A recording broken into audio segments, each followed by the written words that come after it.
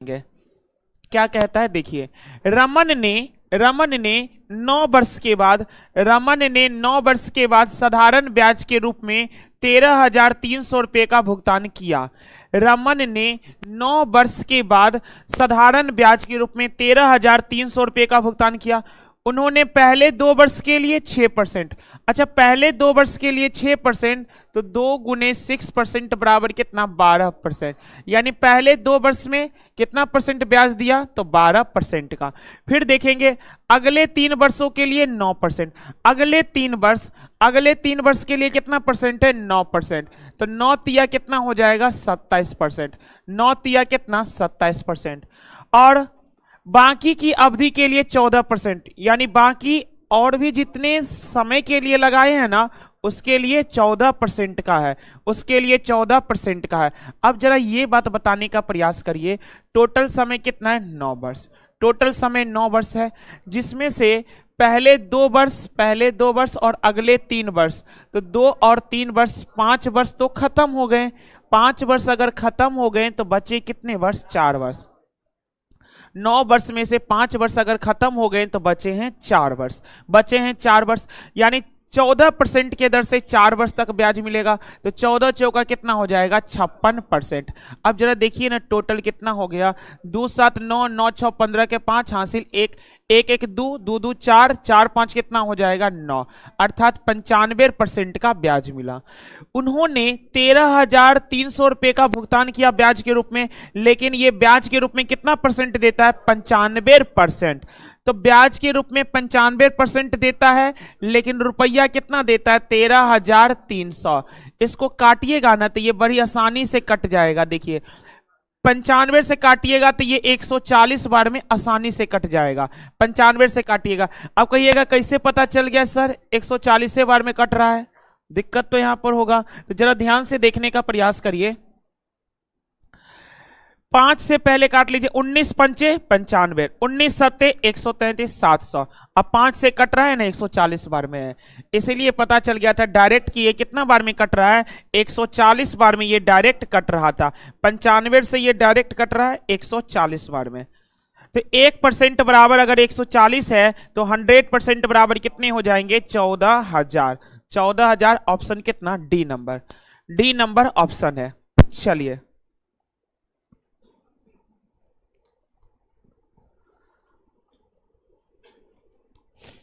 आप सभी लोग दूसरे नंबर क्वेश्चन को बनाइए। सभी लोगों को गुड इवनिंग है, जितने लोग अभी तक जुड़े हैं। दूसरा का कितना आंसर आ रहा है? चलिए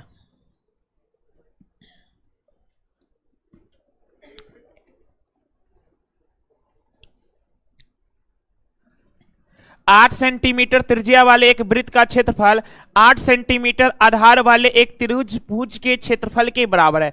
8 सेंटीमीटर त्रिज्या वाले 8 सेंटीमीटर त्रिज्या वाले एक वृत्त का जो क्षेत्रफल है ना, वह 8 सेंटीमीटर आधार वाले एक त्रिभुज के क्षेत्रफल के बराबर है। 8 सेंटीमीटर वृत्त का जो क्षेत्रफल है वही 8 सेंटीमीटर आधार वाले त्रिभुज के क्षेत्रफल के बराबर है। यानी वृत्त का क्षेत्रफल बराबर है त्रिभुज का क्षेत्रफल। तो वृत्त का क्षेत्रफल क्या हो जाता है? पाई आर स्क्वायर, और आर कितना? आर है 8, तो 8 इंटू का 8, पाई आर स्क्वायर, तो 8 इंटू 8 कितना हो जाएगा? 64। वृत्त का क्षेत्रफल पाई आर स्क्वायर, आर का मान 8 है तो 8 का स्क्वायर 64। जो वृत्त का क्षेत्रफल है वही त्रिभुज का भी क्षेत्रफल है। और त्रिभुज का क्षेत्रफल क्या होता है? 1/2 इंटू आधार गुने ऊंचाई। तो आधार कितना है? 8 सेंटीमीटर। आधार है 8 सेंटीमीटर और ऊंचाई आपको निकालना है, तो मान लेते हैं ऊंचाई कितना है? ऊंचाई कितना है? h है। ऊंचाई कितना मान लिए? h मान लिए। तब आप जरा ध्यान से देखने का प्रयास करेंगे। 8 से 8 8 64, तो 2 अट्ठे कितना आ जाएगा? 16 पाई, अर्थात ऊंचाई बराबर कितना आ गया? 16 पाई। ऊंचाई बराबर कितना आ गया? 16 पाई।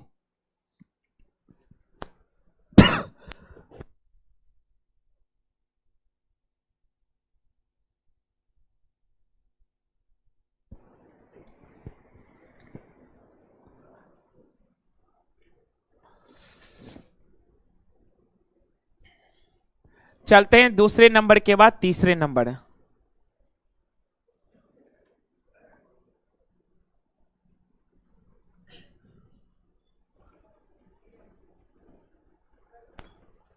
चलते हैं तीसरे नंबर क्वेश्चन।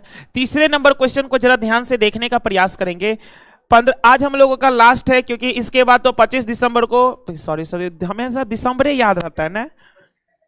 ये 25 फरवरी को जो है ना, 25 फरवरी को बिहार दरोगा मेंस हो जाएगा, यानी आने वाला सोमवार से हम लोग ज्यों का त्यों अपने पहले के लेवल पर आ जाएंगे।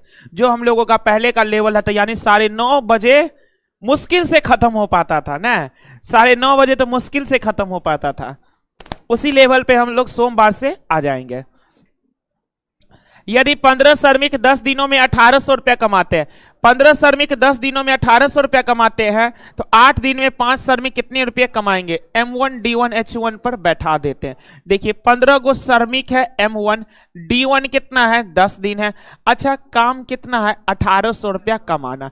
इन लोगों का काम क्या है? 1800 रुपया कमाना, बराबर 8 दिन और कितना श्रमिक है? 5 श्रमिक, कितने रुपए कमाएंगे? मान लिए X रुपया कमाएंगे। तो आप जरा ध्यान से देखिए ना, इसको 0 से 0 कट गया और 15 से कट जाएगा 12 बार में, 15 से कट जाएगा 12 बार में, 15 इकाई का 15, 18 में से 15 गया तो शेषफल बचा 3, 3 पर उतरा 0, 30, तो 15 दूनी 30, 8 पंचे 40, 40 को 12 से गुना कर दीजिएगा, कितना हो जाएगा? 480। कितना रुपया कमाएंगे? तो 480 रुपया वो लोग कमाएंगे, 480 रुपया।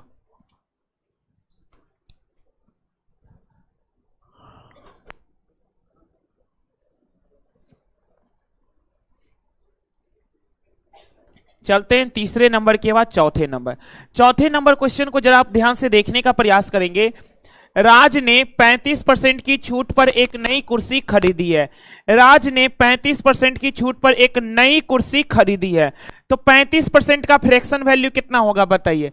35% का फ्रैक्शन वैल्यू नहीं कर लेंगे? 35 बटे का 100, तो 5 सत्ते 35, 5 से 20 बार में कट गया। तो राज ने 35% की छूट पर एक नई कुर्सी खरीदी और 35% का फ्रैक्शन वैल्यू निकला 7/20। अच्छा, छूट किस पर दिया जाता है? मार्केट प्राइस पर, और मार्केट प्राइस में से छूट घटा लेंगे तो निकल जाएगा सेलिंग प्राइस। तो देखिए ना, मार्केट प्राइस 20 रुपया है, जिसमें से 7 का छूट दिया। मार्केट प्राइस 20 रुपया, जिसमें से 7 का छूट दिया, तो बेचा कितना रुपया में? 13 रुपया में। फिर आगे कहना चाह रहा है, यदि राज को कोई छूट नहीं मिलती, यदि राज को कोई छूट नहीं मिलती। अच्छा, जब कोई छूट नहीं मिलती अर्थात मार्केट प्राइस पर ही बेचता, तो कोई छूट नहीं मिलती तो मार्केट प्राइस पर वो बेचता, तो राज को 238 रुपया और देने पड़ते। अगर कोई भी छूट नहीं ना मिलती तो राज को 238 रुपया और देने पड़ते। अच्छा, छूट इसको कितना मिला है बताइए? 20 रुपया का वस्तु इसको 13 रुपया में मिला है, तो 7 रुपया का छूट मिला है ना। तो क्वेश्चन कहना चाह रहा है, अगर 238 रुपया और देना पड़ता, अगर राज को छूट नहीं ना मिलता तब 238 रुपया और देना पड़ता, तो इसको छूट मिल कितना रहा है? 7। अर्थात ये जो 238 है, ये जो 238 है वह कितने रेशियो का मान है? तो 7 रेशियो का मान है, 7 रेशियो का मान है। तो 7 से काट दिए तो 7 तिया 21 और 7 चौका 28, अर्थात 1 रेशियो का मान कितना निकला? 34। अब जरा देखिए, आपसे पूछा राज ने कुर्सी के लिए कितना भुगतान किया। राज ने कुर्सी के लिए कितना भुगतान किया, तो राज तो खरीदने वाला है ना, राज तो खरीदने वाला है। तो राज कितना में वस्तु को खरीद रहा है? 13 रुपया में। अब देखिए, यहां कुछ लोग कंफ्यूज करेंगे, सर आप बोल रहे खरीद रहा है, यहां तो सेलिंग प्राइस लिख रहा है। दुकानदार का सेलिंग प्राइस है तो कस्टमर के लिए कॉस्ट प्राइस ना होगा? दुकानदार के लिए सेलिंग प्राइस तो कस्टमर का कॉस्ट प्राइस। तो वह कितना रुपया भुगतान करेगा? 13, तो 34 गुने का 13 बराबर कितना हो जाए? 4 तिया कितना? 12, 4 तिया 12, इकाई स्थान पर 2 हो। अच्छा, 2 ऑप्शन है, कोई बात नहीं है। ध्यान से देखिए ना एक बात, ये 34 4 से नहीं कटता है, लेकिन ये 52 4 से कटता है, तो ये ऑप्शन नहीं होगा, ये वाला ऑप्शन होगा। 442, 442, 34 को 13 से गुना कर लेंगे, कितना हो जाएगा? 442 रुपया। चलिए,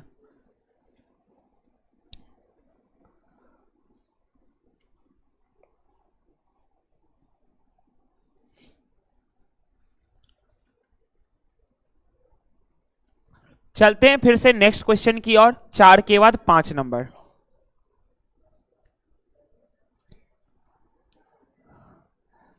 चलिए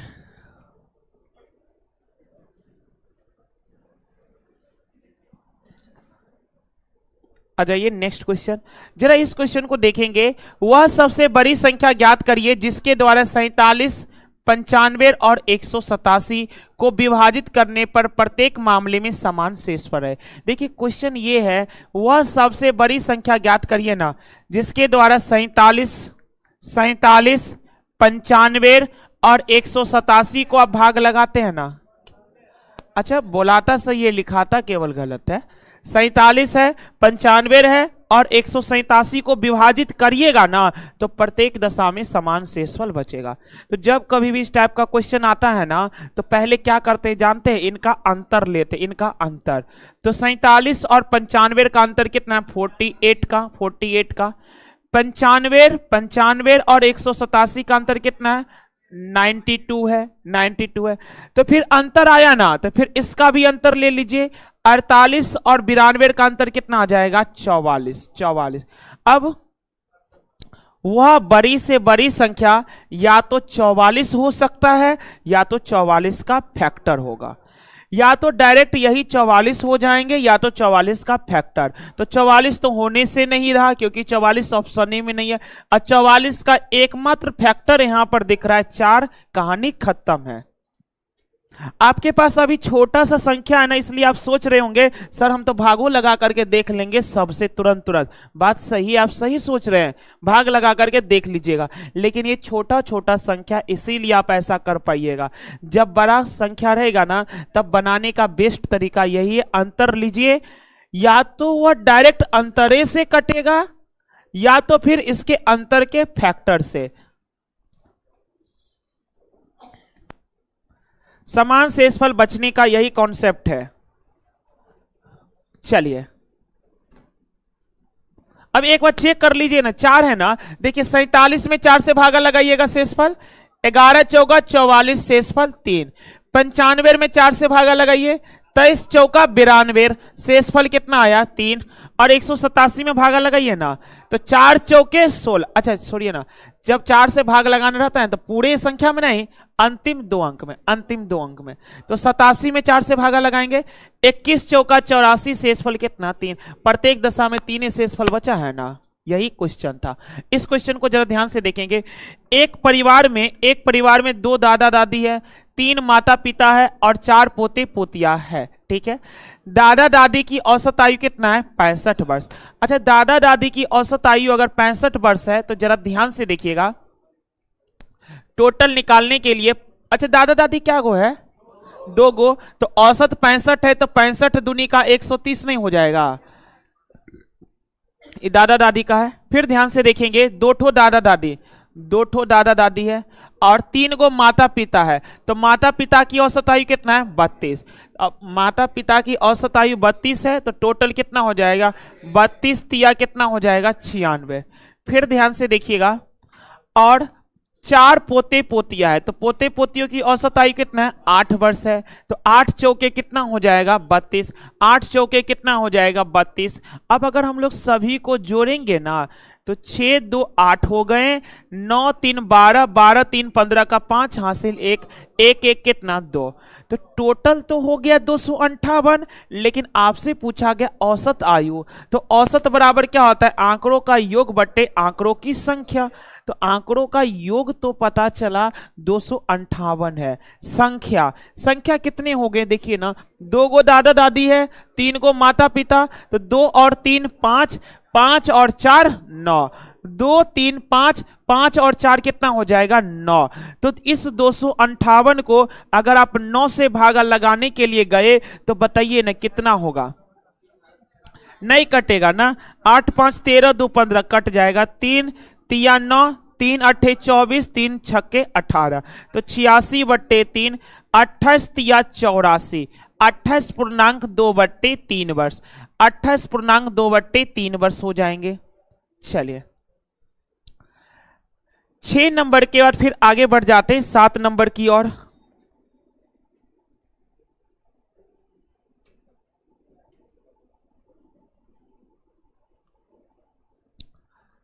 चलते हैं 6 नंबर के बाद 7 नंबर।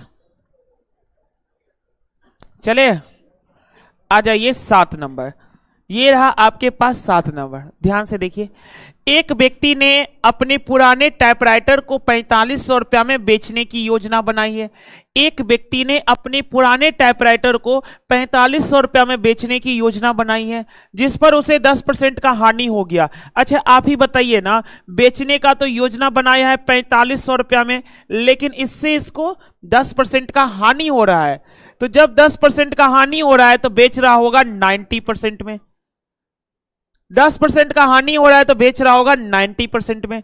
फिर कहा 20% लाभ प्राप्त करने के लिए उसे कितने में बेचना पड़ेगा? 20% का लाभ प्राप्त करने के लिए, तो जब 20% का लाभ प्राप्त करना रहेगा तो इसको बेचेंगे कितने में? 120% में। बात क्लियर है ना? अब आप निकाल ना लीजिए। तो जैसे ही इसको निकालने के लिए गए ना, तो देखिए ना, 30 तिया का 90 और 30 चौका कितना? 120। 3 से काट लेंगे 1500 बार में, तो 1500 गुने 4 बराबर कितना हो गया? 6000। Option A. 7 के बाद फिर आगे बढ़ जाते 8 नंबर की ओर। आइए 8वें नंबर। क्वेश्चन में 2-3 को एरर भी है, आप लोगों को दिखा होगा, आगे चलने के बाद है।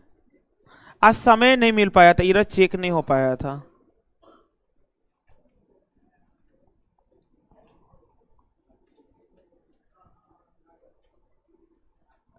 चलते हैं 7 के बाद 8 नंबर।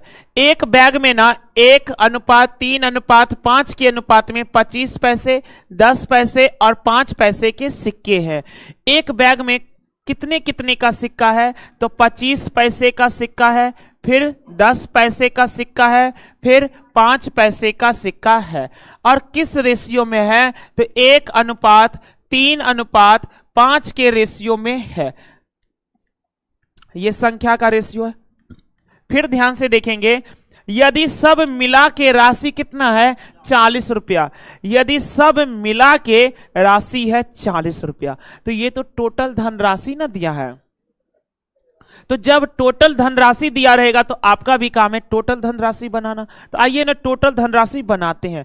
बताइए ना, 25 पैसा वाला तो केवल एक को ना सिक्का है, तो 25 पैसा वाला एगो सिक्का है तो कितना पैसा हो गया? 25 पैसा। 25 पैसा हो गया। फिर ध्यान से देखिए, 10 पैसा वाला 3 गो सिक्का है तो 10 तिया कितना हो गया? 30 पैसा। 5 पैसा वाला 5 गो सिक्का तो 25 पैसा। टोटल कितना पैसा हो गया? देखिए 25, 25, 50, 30 कितना? 80 पैसा। टोटल 80 पैसा है, लेकिन क्वेश्चन में है कितना रुपया? 40 रुपया।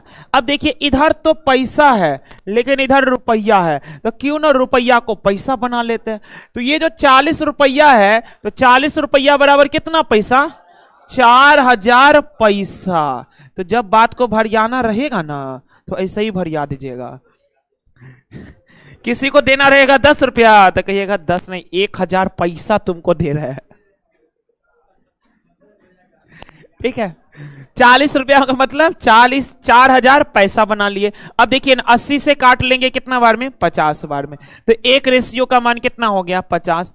आपसे पूछा 5 पैसे के सिक्के कितने हैं, तो 5 पैसा के कितने सिक्के हैं? 5 रेशियो। तो एक रेशियो बराबर 50 है, तो 5 रेशियो बराबर कितना हो जाएगा? 250। 250 ऑप्शन डी। 8 के बाद फिर 9 नंबर की ओर बढ़िए। चलिए, सभी लोगों का सही जवाब नीरज कुमार, मौसम यादव, प्रेमा कुमारी, हिमांशु राय। हिमांशु राय का तो दूसरे कमेंट है। विभा कुमारी, उत्तम। चलिए फिर हम सभी लोग 9 नंबर की ओर बढ़ते। आ जाइए 9 नंबर।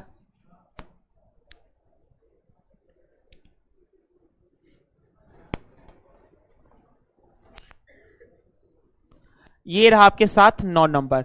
दी गई आकृति में वृत्त का केंद्र क्या है? ओ है। ये वृत्त का केंद्र क्या है? ओ है। कोण सीबीडी क्या है? 30 डिग्री। तो बीएसी अर्थात ये वाला एंगल आपको चाहिए, ये वाला एंगल आपको चाहिए। बड़ी आसान फिगर है, ध्यान से देखने का प्रयास करिए ना आप। पहले ये बताइए, ये वृत्त का केंद्र है तो ये वृत्त का त्रिज्या नहीं होगा?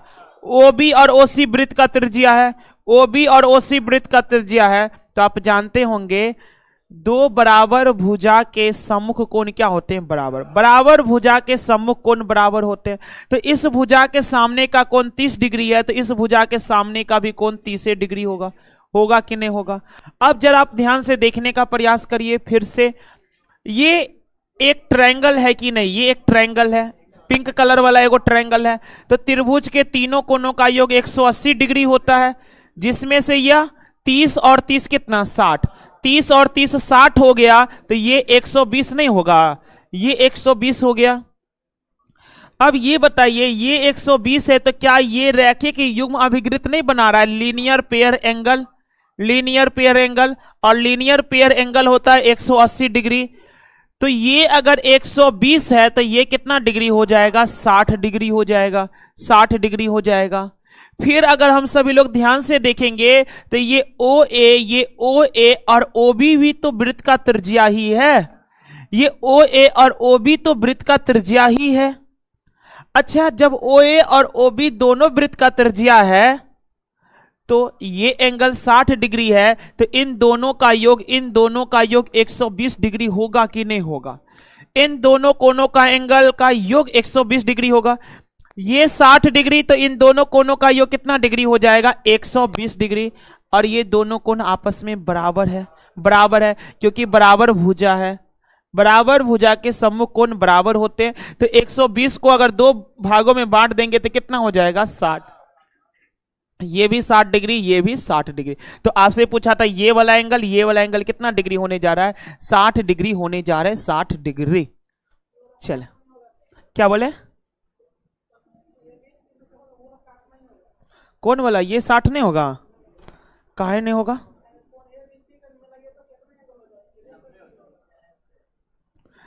ए बी सी मिलाएंगे तो 180 से ज्यादा हो रहा है क्या? अच्छा, 180 नहीं हो रहा है। 30 और 60 कितना हो गया? 30 और 60 हो गया 90, और 60 ये वाला 60 है और ये वाला 30 है, तो 60 और 30 90 नहीं हो रहा है। 90 प्लस 90 180 नहीं पड़ रहा है। धोखा हो गया। वैसे ये भी देखिए ना, ये भी अर्धवृत्त में बना कोण क्या होता है? समकोण। ये अर्धवृत्त का ही तो कोण है, क्योंकि ये ओ अगर वृत्त का त्रिज्या है तो AC वृत्त का व्यास कहलाएगा। तो अर्धवृत्त में बना कोण 90 डिग्री होता है, तो यहां से भी कर सकते हैं। इतना करने की भी आवश्यकता भी नहीं था। अब हम दूसरा तरीका बताते हैं। देखिए, हम अभी जस्ट बताए ना, अर्धवृत्त में बना कोण कितना डिग्री होता है? 90 डिग्री होता है, 90 डिग्री। तो बताइए ना, यह 30 डिग्री है तो ये 60 डिग्री होना ही पड़ेगा, इसको होना ही पड़ेगा इसको। और बताइए, ये OA और OB दोनों वृत्त का त्रिज्या है, तो ये इस भुजा के सम्मुख कोण 60 डिग्री है, तो इस भुजा के भी सम्मुख कोण कितने डिग्री हो जाएंगे? 60 डिग्री। ऐसे सोचना आसान था, हालांकि आपको 180 नहीं पुर रहा था ना, 30 वाला एंगल नहीं दिख रहा था। कोई बात नहीं, धोखा हो गया इसके साथ। ये धोखा बड़ी गंभीर देता है ना, सही वाला भी नंबर कटवा लेता है, ऊपर से निगेटिवो काट लेता है ऊपरों से। चलिए, 9 के बाद 10 नंबर। यदि दो वृत्तों में समान लंबाई के चाप, देखिए दो वृत्तों में समान लंबाई के चाप, सबसे पहले यह बात पता चल गया, चाप की लंबाई आपस में क्या है? समान है। चाप की लंबाई आपस में समान है। 60 डिग्री और 75 डिग्री के कोणों को उसके केंद्र पर अंतरित करते हैं। यहां पर आप लोगों के इधर होगा, कुछ लिख दिया था, लेकिन यहां 75 डिग्री है, ठीक है। 60 डिग्री और कितना? 75 डिग्री के कोणों को उसके केंद्र पर अंतरित करते हैं, तो उनकी त्रिज्या का अनुपात क्या होगा? अर्थात त्रिज्या का रेशियो आपको निकालना है। तो जरा आप ध्यान से देखने का प्रयास करिए। अच्छा, ये बताइए ना, चाप की लंबाई क्या होता है? चाप की लंबाई क्या होता है? 2 पाई r थीटा बटे 360। चाप की लंबाई होता है 2 पाई r थीटा बटे का 360, और त्रिज्यखंड का क्षेत्रफल होता है पाई r स्क्वायर थीटा बटे का 360। 360 त्रिज्यखंड का क्षेत्रफल पाई r स्क्वायर थीटा बटे 360, चाप की लंबाई 2 पाई r थीटा बटे 360। तो हम लोगों को तो इसका जरूरत है। और दोनों चाप की लंबाई क्या है? आपस में बराबर है। तो देखिए ना, चाप की लंबाई 2 पाई, अच्छा r तो आर तो सबका अलग अलग होगा, तो पहले वाले का त्रिज्या क्या मान लेते, R1, तो 2 पाई R1। थीटा कितना डिग्री बना रहा है ये, पहला वाला है 60 डिग्री, तो 60 बट्टे कितना हो जाएगा 360। ये पहले वाले चाप का लंबाई निकल गया। जितना पहले चाप का लंबाई है ना, उतना ही चाप का लंबाई दूसरे वाले का भी है, 2 पाई। अच्छा, दूसरे वाले का त्रिज्या मान लेते R2, और एंगल कितना डिग्री का बना रहा है, 75 डिग्री का, बट्टे कितना आ जाएगा 360। अब आप यहां निकाल लीजिए सीधा सीधी, देखिए 360 से तो 360 कट गया, 2 पाई से 2 पाई कट गया, और 15 चौका 60 हो गया, 15 बचे 75 हो गया। तो R1 बट्टे का R2 बराबर कितना हो गया, 5 बट्टे कितना 4। R1 बट्टे R2 बराबर कितना हो गया, 5 बट्टे 4, अर्थात R1 का मान 5 है तो R2 का मान कितना हो गया 4। ऑप्शन क्या आ गया, सी। चलिए 10 नंबर के बाद 11 नंबर की ओर बढ़ते हैं।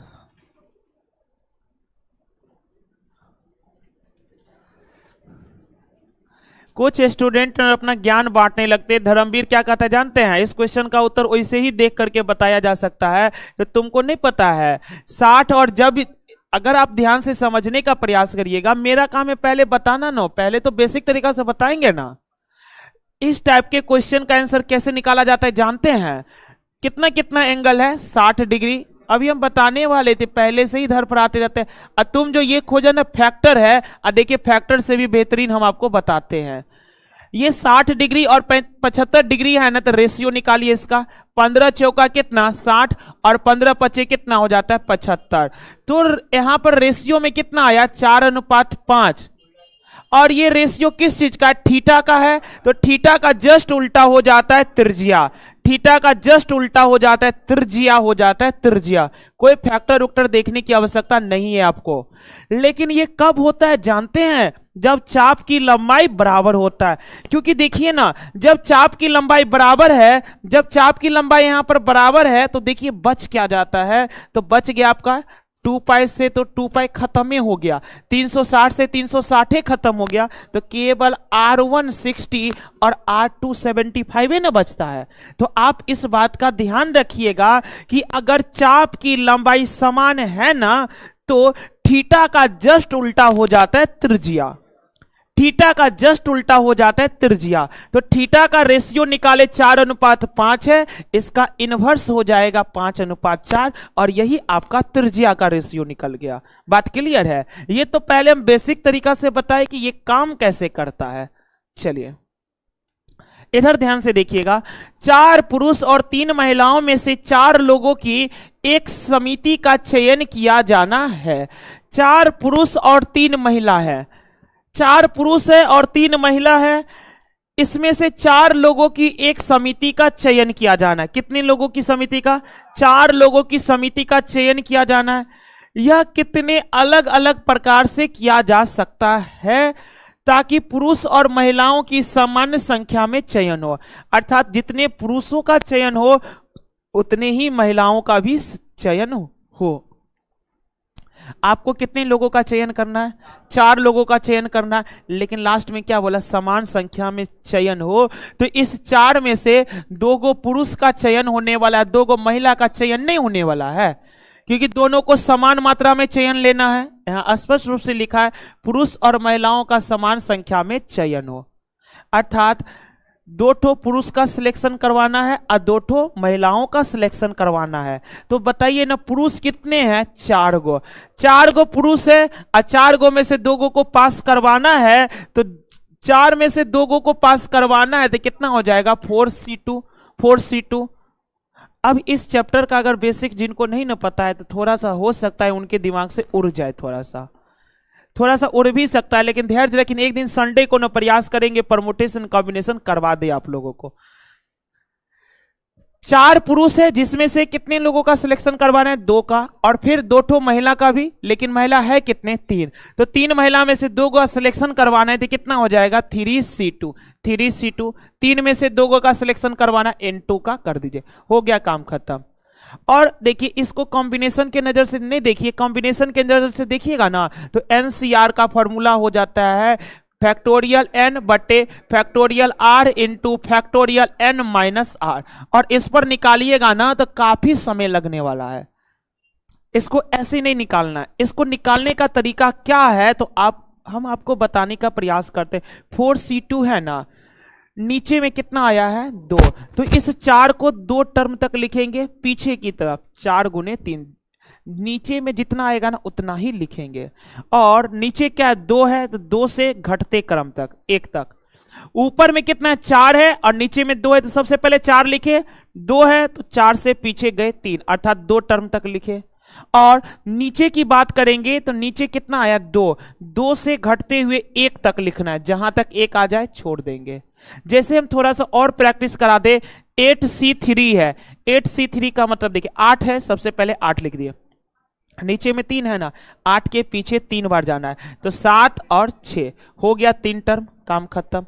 और नीचे में 3 है ना तो 3 से कहां तक जाना है 1 तक, 3 गुने 2 गुने 1। अगर हम 9c4 ले तो देखिए 9 है और 4 है ना तो 4 टर्म जाएंगे, 9 8 7 6 हो गया 4 गो टर्म। नीचे में 4 है तो 4 से लेकर के 1 तक का गुणनफल 4 गुने 3 गुने 2 गुने 1, ये इससे काफी कम समय में ये यहां पर हम लोग काम कर लेंगे। तो आइए इसको कर लेते हैं। 3c2 है तो 3 गुने का 2 बट्टे का 2 गुने का 1 हो गया।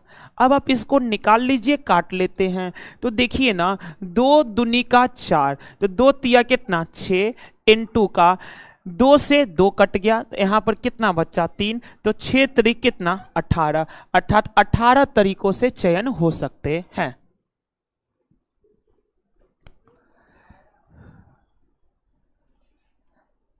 क्या हुआ?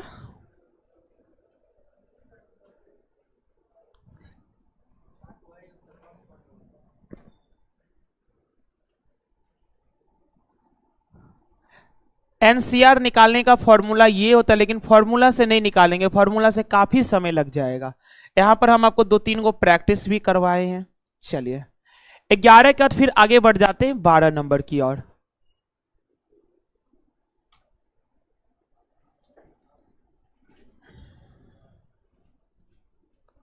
चलिए 12 नंबर की ओर आ जाइए। 12 नंबर ये रहा 12 नंबर। देखेंगे सौम्या ने 1995 में 5,000 रुपया के मासिक वेतन पर कार्य आरंभ किया। सोनिया ने 1995 में, कब 1995 रुपया में 5,000 रुपया के मासिक वेतन पर कार्य आरंभ किया है, यानी उस जमाने में 5,000 रुपया का सैलरी पर काम कर रहा था। ठीक है, 1995 में 5,000 रुपए के सैलरी पर काम करना प्रारंभ किया और प्रत्येक वर्ष 200 रुपया की वेतन वृद्धि प्राप्त की। और प्रत्येक वर्ष जो है ना 200 रुपया वेतन वृद्धि को पहले बेसिक तरीका से बता देते हैं। इस क्वेश्चन को बनाने का बेस्ट तरीका है एपी लगा लीजिए ना। देखिए प्रथम टर्म कितना है 5,000। अब 5,000 रुपया के वेतन से काम करना प्रारंभ किया तो पहला महीना 5,000 न मिलेगा, तो पहला महीना 5,000 मिलेगा, फिर अगला महीना कितना मिलेगा, अच्छा 5,000 रुपया के मासिक वेतन पर कार्य आरंभ किया। ठीक है, और प्रत्येक वर्ष 200 रुपया की वेतन की वृद्धि हुई। अच्छा ठीक है, तो पहला वर्ष के पूरे महीने में इसको 5,000 मिलेगा, 5,000 मिलेगा। फिर जैसे ही दूसरा वर्ष में एंट्री मारेगा वेतन बढ़ गया 200 रुपया 52, फिर अगला वर्ष हो जाएगा 5400। बात क्लियर है? इसी तरीके से इसको कहां तक पुराना है 7,000 तक पुराना है, 7,000 तक पुराना है। अब जरा ध्यान से देखेंगे, ये कहलाएगा फर्स्ट टर्म और ये कहलाएगा अंतिम टर्म अर्थात एनमा पद। तो टी एन बराबर हम लोग 10th में जानते हैं, टी एन बराबर होता है a plus n minus 1 into का डी होता है। तो देखिए ना टी एन अर्थात अंतिम पद कितना है 7,000 है, बराबर का ए कितना है 5,000 है, प्लस का एन n तो आपको निकालना ही है। डी सार अंतर कितने कितने का वृद्धि हो रहा है, 200 रुपए का वृद्धि हो रहा है। तो जरा आप ध्यान से देखना, ये 5000 इधर आके घट जाएगा, तो 7000 में से 5000 घटा तो कितना आ गया, 2000, बराबर कितना हो जाएगा, 200 इंटू का कितना n-1। ये 200 से 2000 कट जाएगा 10 बार में, अर्थात 10 बराबर n-1। तो ये -1 इधर आ जाएगा, तो 11 बराबर क्या आ गया, n। ये पूरा बेसिक तरीकों से था, लेकिन हम लोग इस क्वेश्चन को ना बहुत कम समय में भी कर सकते थे। कैसे करेंगे तो जरा ध्यान से देखिएगा।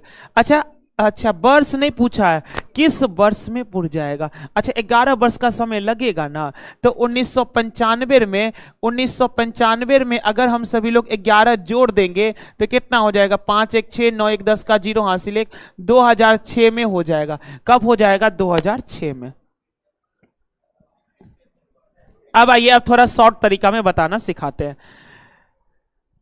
वेतन स्टार्टिंग हुआ था 5000 से, इसको पुराना कितना है, 7000। तो कितने की वृद्धि चाहिए, इसको कितने की वृद्धि चाहिए, 2000 की वृद्धि चाहिए, 2000 की वृद्धि चाहिए। लेकिन वृद्धि होने का कंडीशन क्या है, 200 रुपया वृद्धि होगा। वृद्धि होने का कंडीशन कितना है, 200 रुपया। तो 200 दाहें कितना आ गया, 10, 200 दाहें 2000, 200 दाहें 10,000। तो जितना आएगा ना उसमें +1 कर देना, जितना आएगा उसमें +1 कर देंगे। क्यों करेंगे +1, क्योंकि 5000 छूटा है, 5000 छूटा है। 5000 से हम लोग नहीं लिए, 5200, 5400, 5600, 5800, 6000, 6200, 6400, 6600, 6800, 7000।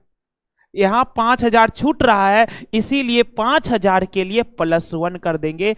11 वर्ष लगेंगे, तो सीधा 1995 में 11 जोड़ देंगे, 2006।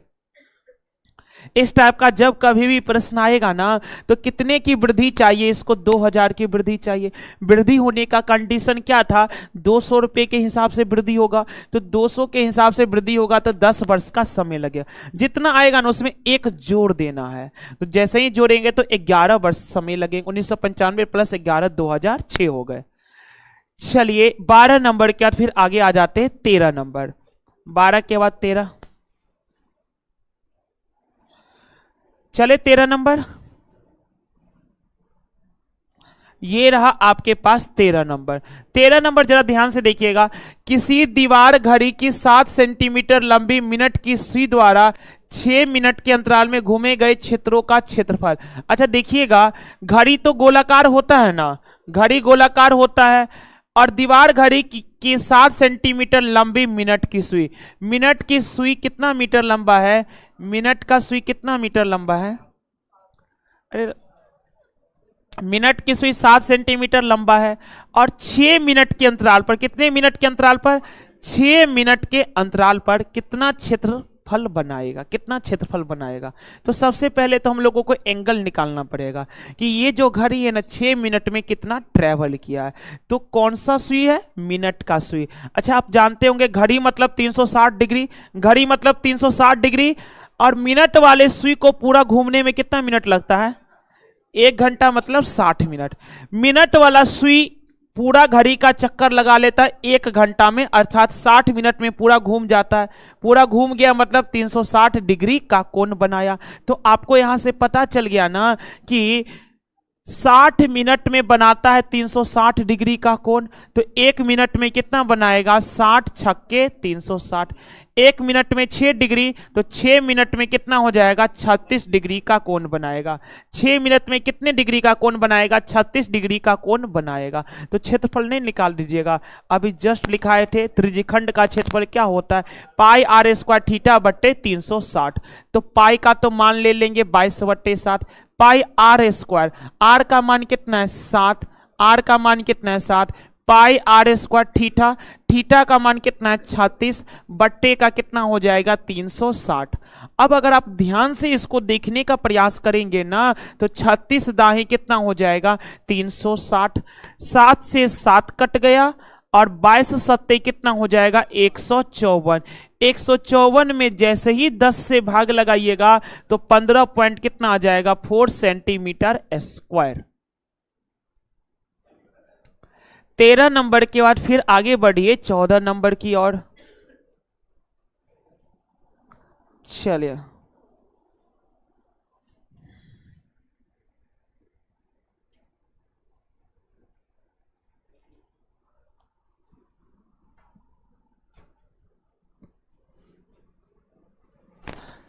सोनाली चौधरी बीमार हो गई हो। आज मैं बीमार हूं सर। जा रही है सोनाली चौधरी। किधर है? उन्हें आया है। अरे जो चश्मा लगाते थे।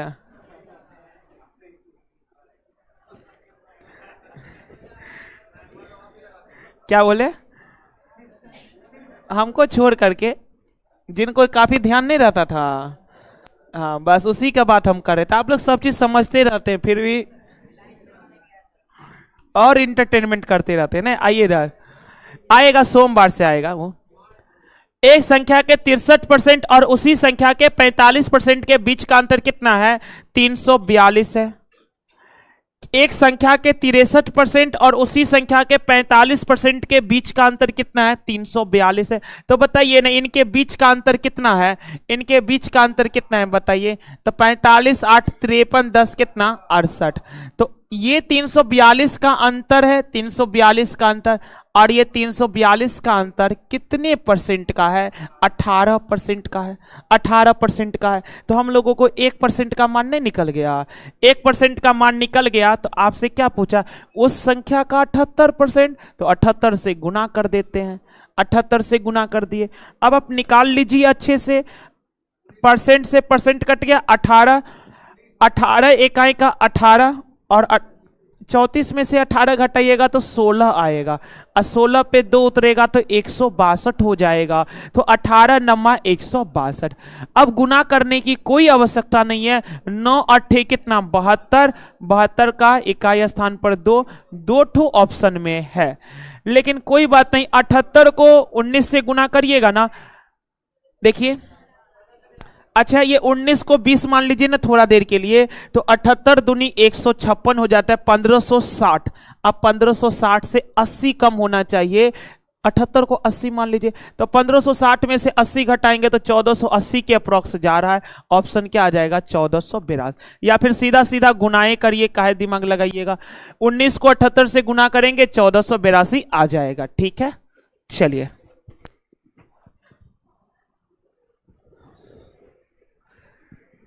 अरे इंद्रजीत किसका नाम है? रूम का चाबी लेके आ गए हैं उसका। नीतीश। नीतीश का पार्टनर इंद्रजीत है। शर्मा रहा है, लगता है वही है क्या? वही है ना वो? वही है ना? जा रहा है जा रहा है जा रहा है, हम बोल दिए हैं।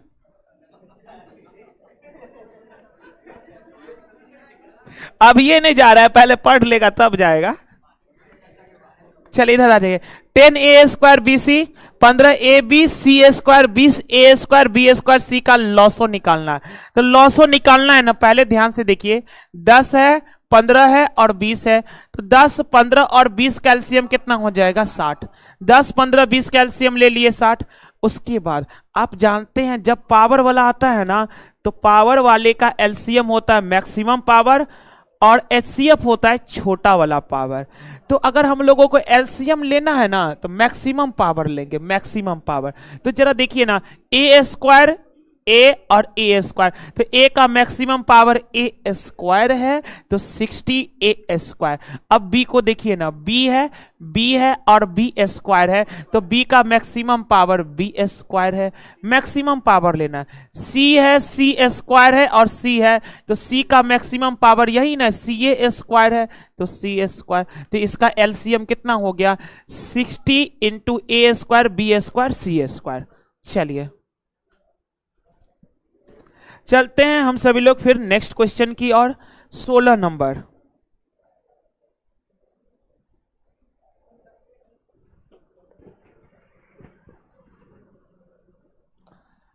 आ जाइए 16 नंबर। 16 नंबर को जरा ध्यान से देखिएगा, इसमें से कौन सी बड़ी संख्या है। देखिए इस क्वेश्चन को बनाने का तरीका आप सभी लोगों को मालूम ही होगा, तो ध्यान से देखने का प्रयास करिए। सबसे पहले क्या करते हैं जानते हैं, रूट के बाहर वाला जो रहता है ना उसका एलसीएम ले लेते हैं। रूट के बाहर क्या 6 है, 4 है, 3 है। अच्छा कुछ भी नहीं रहता है तो 2 छिपा रहता है। रूट के बाहर में जो रहेगा ना उसका एलसीएम ले लेंगे, तो 6 4 3 2 का एलसीएम कितना आ गया 12। एलसीएम कितना आ गया 12। अब अगला काम क्या जानते हैं, यहां क्या लिखा था 2, यहां क्या लिखा था 3, यहां क्या लिखा था 4, यहां क्या लिखा था 6। लिख दिए, सबसे पहले जो था लिख दिए बेस में। अब क्या करेंगे, जो एलसीएम आया है ना उस एलसीएम को भाग लगाएंगे बाहर वाले से। बाहर में कितना है 2, तो 12 में अगर 2 से भाग लगाइएगा तब 6। 12 में 3 से भागा लगाइए, 12 में 3 से भागा लगाएंगे 4। भाग लगाने के बाद जो भागफल आएगा पावर पर चढ़ाते जाएंगे। 4 है, 4 से 12 में भाग लगाएंगे 3, तो पावर के जगह पर 3। 6 है तो 6 दूनी 12, पावर के जगह पर 2। तो 6 का स्क्वायर 36, 4 का क्यूब 64, 3 का पावर 4 81, 2 का पावर 6 भी 64 होता है। तो आपसे पूछा है कौन सी सबसे बड़ी संख्या है, तो सबसे बड़ी तो 81 ना आया, और 81 किसका, 3 के पावर 4। 3 के पावर 4 का मतलब cube root of 3। Cube root of 3 इसमें सबसे बड़ी संख्या है। चलते हैं 16 के बाद 17 नंबर की ओर।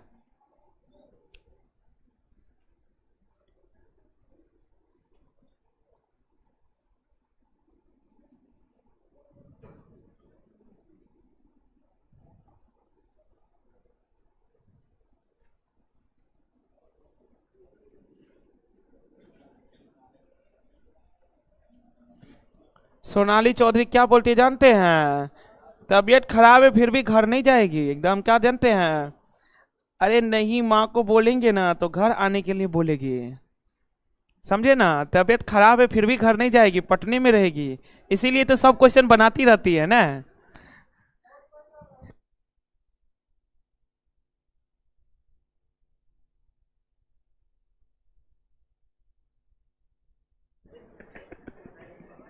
समझे, उसी का काम है, बिहार एसएससी का है। चलिए, बाद में हमको एक कोई बताया था इसके बारे में। चलिए, क्या लॉग, अच्छा इस टाइप का क्वेश्चन कल भी आया था, हम आपको बताए थे। सबसे पहले इधर देखिए, √2 का पावर कितना है 16। √2 का पावर 16 है, इसको थोड़ा सा ना कन्वर्ट करते हैं। देखिए √2 के पावर 16 को हम लोग ऐसे नहीं लिख सकते हैं, √2 का स्क्वायर और इसका भी पावर 8 कर दिए। लिख सकते हैं कि नहीं लिख सकते। और √2 का स्क्वायर कितना हो जाएगा 2, 2 का पावर 8। हम कहना ये चाह रहे हैं √2 के पावर 16 किसके बराबर है, 2 के पावर 8 के बराबर है। 2 के पावर 8 के बराबर है। अब जरा आप ध्यान से समझने का प्रयास करेंगे।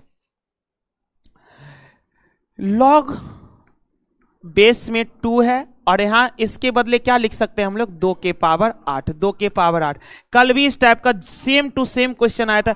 ये 8 आ जाएगा इधर, यानी 8 लॉग ऑफ 2 बेस 2। तो बताइएगा इसका मान डायरेक्ट कितना हो जाएगा 1, डायरेक्ट मान 1। लॉग ऑफ ए बेस ए के प्रकार का जो भी होगा सबका मान 1।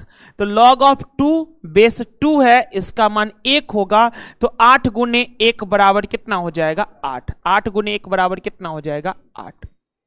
चलिए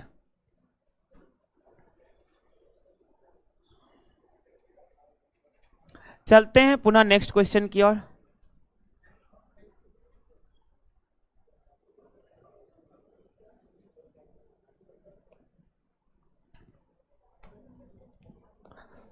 चले 17 के बाद 18 नंबर।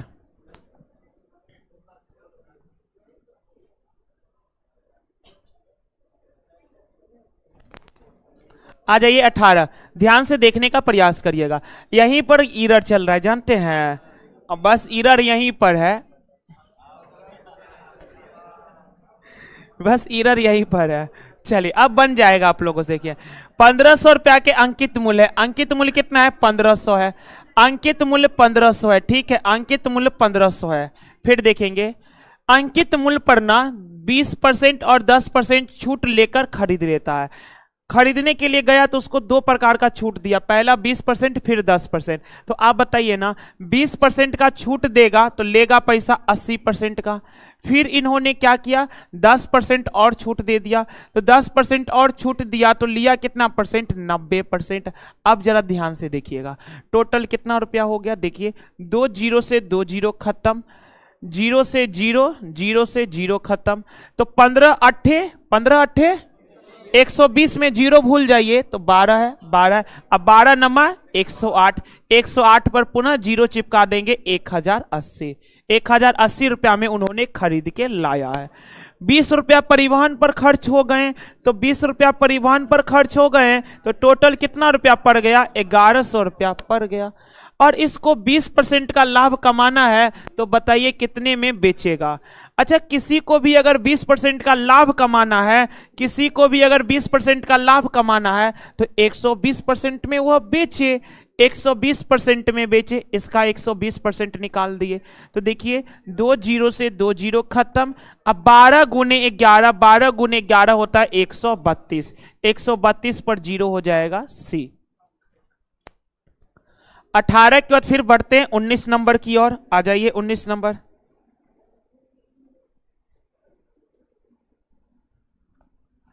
चलिए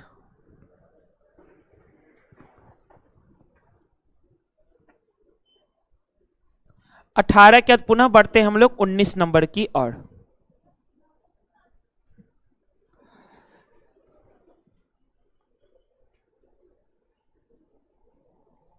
आइए 19 नंबर। एक समलंब चतुर्भुज की समांतर भुजाओं की लंबाई का अनुपात कितना दिया? 3:2। उनके बीच की न्यूनतम दूरी कितना है? 15 सेंटीमीटर। तथा समलंब चतुर्भुज का क्षेत्रफल है 450 सेंटीमीटर स्क्वायर। तदनुसार समांतर भुजाओं की लंबाइयों का योग कितना है? समांतर भुजाओं की लंबाइयों का योग आपको निकालना है। अब जरा ध्यान से देखने का प्रयास करिए। समांतर चतुर्भुज का क्षेत्र, समांतर ने समलंब चतुर्भुज का क्षेत्रफल क्या होता है? 1/2 इंटू समांतर भुजाओं का योग इंटू का ऊंचाई। तो देखिए समलंब चतुर्भुज का क्षेत्रफल कितना है? 450। ये समलंब चतुर्भुज का क्षेत्रफल है और समलंब चतुर्भुज का क्षेत्रफल होता है 1/2 इंटू समांतर भुजाओं का योग। तो देखिए ना, जो समांतर भुजा है वह कितना 3:2 है। तो लिख सकते हैं 3x और 2x। एक भुजा फिगर इस प्रकार होता है, फिगर आपका इस प्रकार होगा। ये है आपका समलंब चतुर्भुज, ये वाला भुजा 2x तो ये वाला भुजा 3x हो गया। और इनके बीच का न्यूनतम दूरी कितना है? 15। ये है 15 है। तो अब जरा देखिए ना, समांतर भुजाओं का योग एगो 3x है, एगो 2x है, एगो 3x है और एगो कितना है? 2x है। तो क्यों ना हम डायरेक्ट जोड़िए कर लिख दे, 3x और 2x कितना हो जाएगा? 5x। तो 1/2 इंटू समांतर भुजाओं का योग इंटू ऊंचाई। ऊंचाई कितना दे रखा है? 15 दे रखा है, बराबर 450 है। काट लेते हैं तो देखिए 15 से कट जाएगा 30 बार में। फिर देखेंगे 5 छक्के का हो जाएगा 30। x बराबर कितना हो गया? 2 गुने 6 बराबर कितना हो गया? 12। अर्थात x का मान कितना हो गया? 12। x का मान जैसे ही 12 हो गया तो आपसे पूछा समांतर भुजाओं की लंबाई का योग, और समांतर भुजाओं की लंबाई का योग कितना? 3x और 2x कितना? 5x है, 5x है। तो x बराबर अगर 12 है तो फिर 5x बराबर 12 पंचे कितना हो जाएगा? 60। इनका योग 3x और 2x 5x, x बराबर 12 तो 5x बराबर हो जाएंगे 60। चलते 19 के बाद पुनः 20 नंबर की ओर।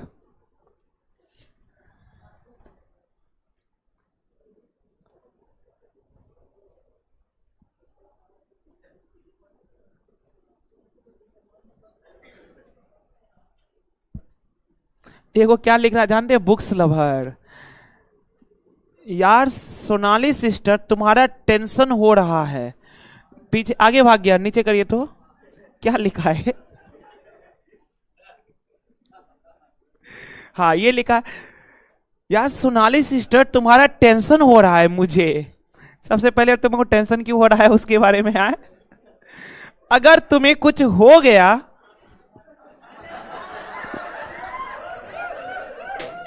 अगर तुम्हें कुछ हो गया, आगे बढ़िया लाइन है, आप लोग हंस दिए। अगर तुम्हें कुछ हो गया तो तुम्हारे सपनों का क्या होगा। आप लोग उल्टा समझ गए थे ना।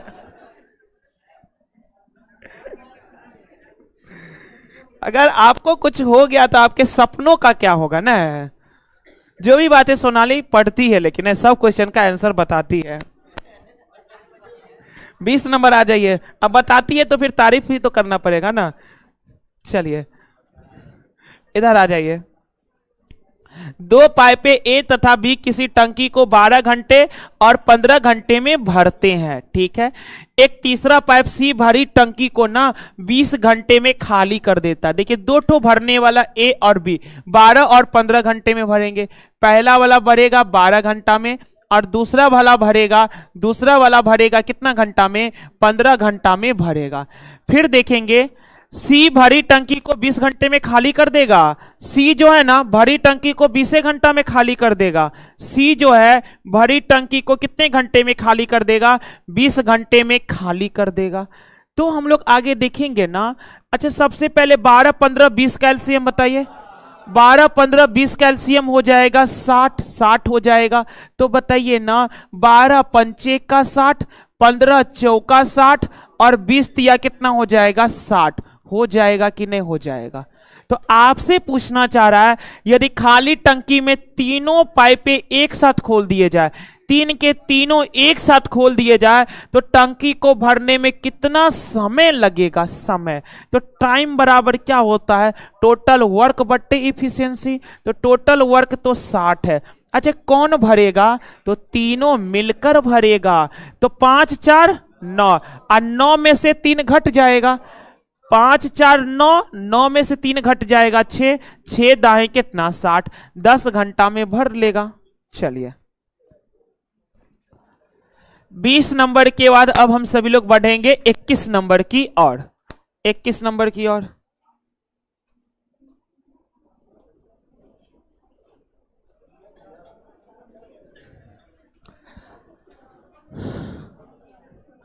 चलिए अब हम सभी लोग रीजनिंग को बनाते हैं। चलिए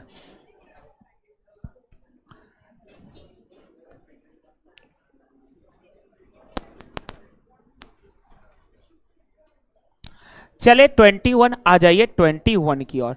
21 को अगर हम सभी लोग देखने का प्रयास किए ना तो बताइए काफी इजी सीरीज है ना। वो 46 है, 54 है, 70 है, फिर 102 है, फिर कितना 166 है, फिर कितना है क्वेश्चन मार्क है x। अब आप जरा ध्यान से देखने का प्रयास करेंगे। 46 और 54 का अंतर 8, 54 और 60 का अंतर 16, इसका अंतर 32, यहां का अंतर 64। तो आपको पता नहीं लग गया कि देखिए ना 8 दूनी 16 और 16 दूनी 32, तो 32 दूनी 64, तो फिर 64 दूनी 128, 64 दूनी 128। यानी यहां पर अंतर 128 का होना चाहिए। तो यहां पर अंतर अगर 128 होना चाहिए तो ये वाला संख्या 166 से 128 बड़ा होगा। तो 8 6 14 का 4 हासिल 1, 6 2 8 1 9, 1 1 कितना हो जाएगा 2, 294, 294।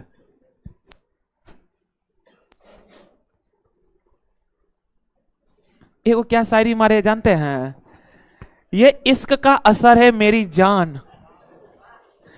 ए उसको पकड़ के रखिए, भाग गया, उसको पकड़ के रखिए। क्या लिखा जानते हैं, ये इश्क का असर है मेरी जान, पहले मुझे मैथ आता नहीं था।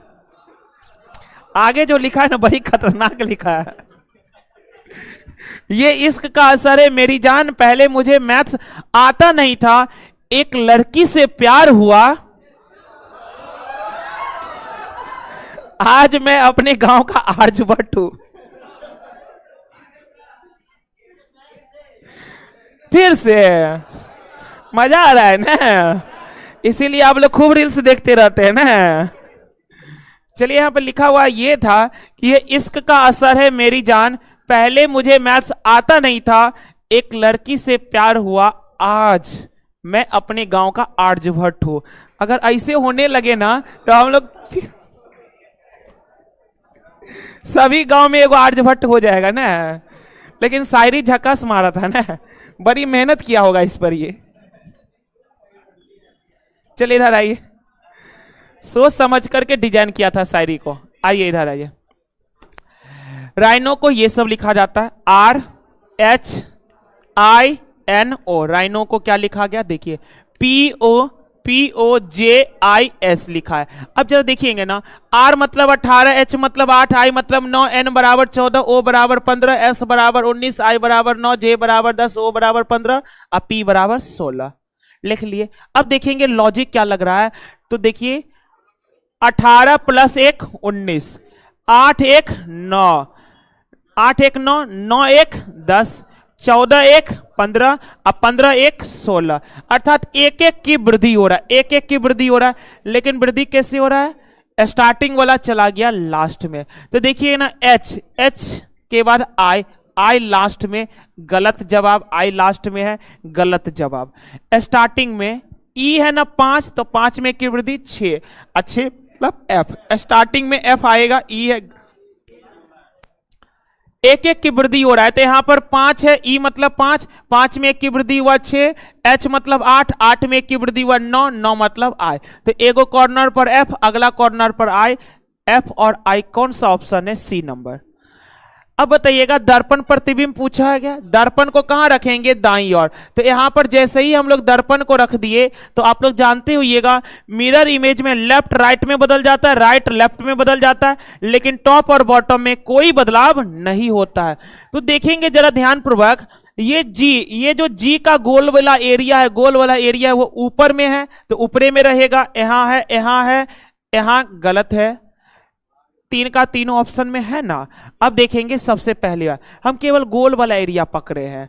अब देखेंगे ध्यान से, गोल वाला एरिया पकड़े हैं। अब एक चीज और देखिए ना जरा ध्यानपूर्वक, अच्छा G का अभी मुंह तो इधर की ओर ना खुला, ये वाला देखिएगा इधर की ओर खुला है, इधर की ओर खुला है, तो इधर हो जाना चाहिए, इधर हो जाना चाहिए, इधर हो जाना चाहिए तीनों में। चलिए छोड़, इसको छोड़ दीजिए, दूसरा पकड़ते, दूसरा D को पकड़िए, D को पकड़िए। D इधर मुड़ल है तो D मुड़ेगा उधर, उधर मुड़ेगा, उधर मुड़ेगा, उधर मुड़ेगा। तो देखिए ना इधर ये जो लकीर है, ये जो D का ये है, ये इधर की ओर है, तो अब इधर की ओर हो जाएगा। यहां है, यहां है, यहां वाला गलत हो गया। D को पकड़े, अब पकड़ लेते हैं 7 को, 7 को पकड़े। ये 7 ऐसे है, ये 7 ऐसे है, तो जरा ध्यान से देखिए ना, 7 अगर ऐसे है तो मिरर इमेज में टॉप बॉटम में बदलाव नहीं ना आता है। तो ये जो 7 का स्ट्रेट लाइन है वो ऊपर है, तो ऊपरे रहेगा, इसमें है ऑप्शन C में। बात क्लियर है।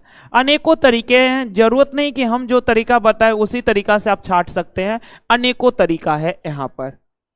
23 के बाद 24, ये तो काफी इजी हो गया। यमुना नदी और नर्मदा है, तो नदी के ही अंतर्गत एगो यमुना हो जाएगा और एगो नर्मदा हो जाएगा, तो यमुना हो जाएगा और ये क्या हो जाएगा, नर्मदा। तो इस टाइप का ऑप्शन क्या है, B नंबर। ये तो काफी इजी है। चलिए आगे, हाँ यहां पर ध्यान से देखिएगा, देखिए पैकिंग है, PACKING, पैकिंग है। पैकिंग को क्या लिखा गया, 7 1 7 14 911 31 16।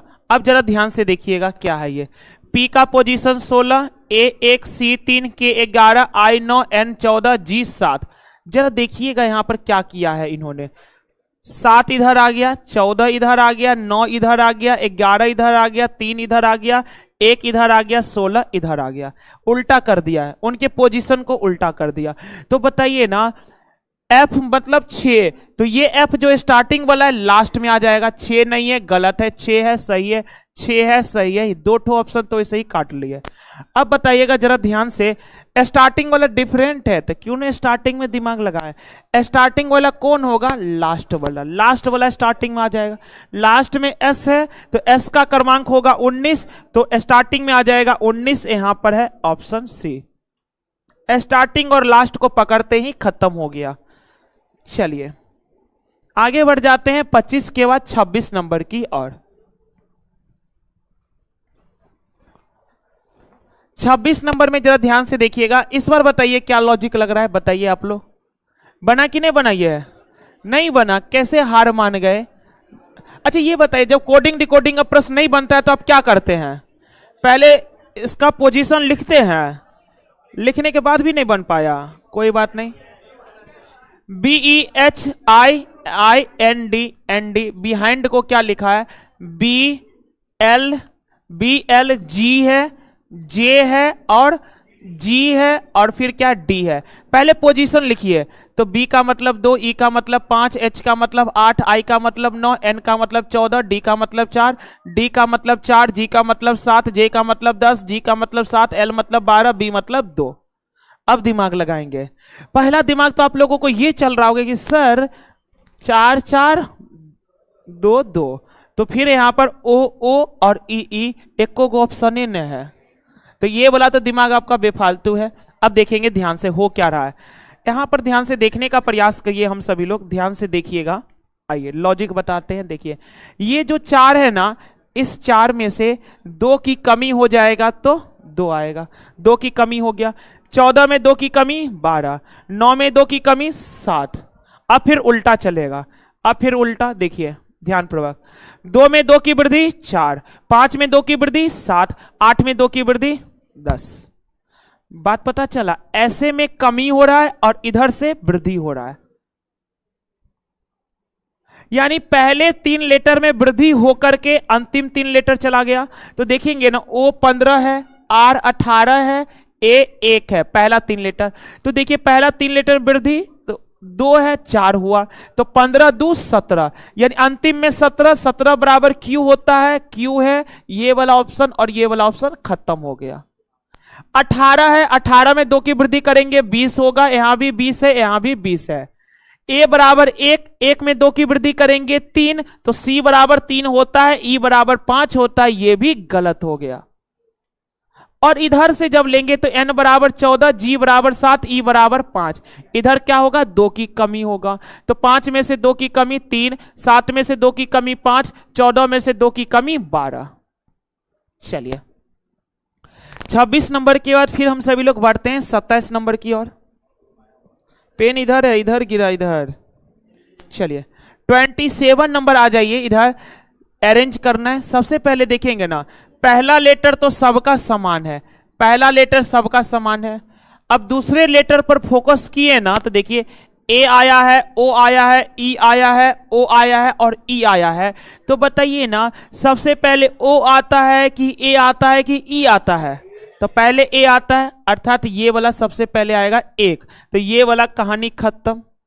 अच्छा ए के बाद ओ आता है कि ई आता है? पहले ई आता है, तो देखेंगे इसका इसका इसका 5 लेटर, टर्मी टर्मी टर्मी और टर्मी टर्मी, यानी इस दोनों के 5-5 लेटर समान है। तो पहला 5 लेटर से कोई फर्क नहीं पड़ा, छठा लेटर में जाना पड़ेगा। तो छठा लेटर जाएंगे तो यहां पर टी है और यहां पर एन है, तो बताइए तो पहले एन आएगा कि पहले टी आएगा? पहले एन आएगा, अर्थात 4 वाला, तो 1 के बाद 4, ये कहानी खत्म। अच्छा जैसे ही 4 आएगा तो 4 के तुरंत बाद 5 नहीं आएगा, 4 क्या तुरंत 5, इसमें भी है इसमें भी, ये इसका कहानी खत्म, इसका कहानी खत्म, इसका कहानी खत्म। अब इसको देखते हैं, तो देखिए ना टीओपी टीओपी, तो पहला 3 लेटर तो समान है। चौथे लेटर को देखते हैं, आई है यहां पर पी है, तो पहले आई आता है कि पहले पी आता है? तो पहले आई आता है, तो अब आएगा 3 और 3 के बाद आएगा 2, तो 145 32 ऑप्शन सी, ऑप्शन सी। चलते हैं 27 के और आगे बढ़ जाते 28 नंबर, ये रहा 28। अच्छा आप लोग बायोलॉजी में जानते होंगे ब्रोंकाइटिस का जो संबंध फेफड़े से, ब्रोंकाइटिस फेफड़ा का एक प्रकार का रोग का नाम है, उसी प्रकार ग्लूकोमा कौन से रोग का नाम है? आंखों से। ग्लूकोमा किसमें हो जाता है? आंख में। चलिए ब्रोंकाइटिस किससे संबंधित है? फेफड़ा से, तो ग्लूकोमा किससे संबंधित है? आंख से। चलिए आगे बढ़ते हैं, इस क्वेश्चन का आंसर बताइएगा, कैसे लॉजिक लगा है?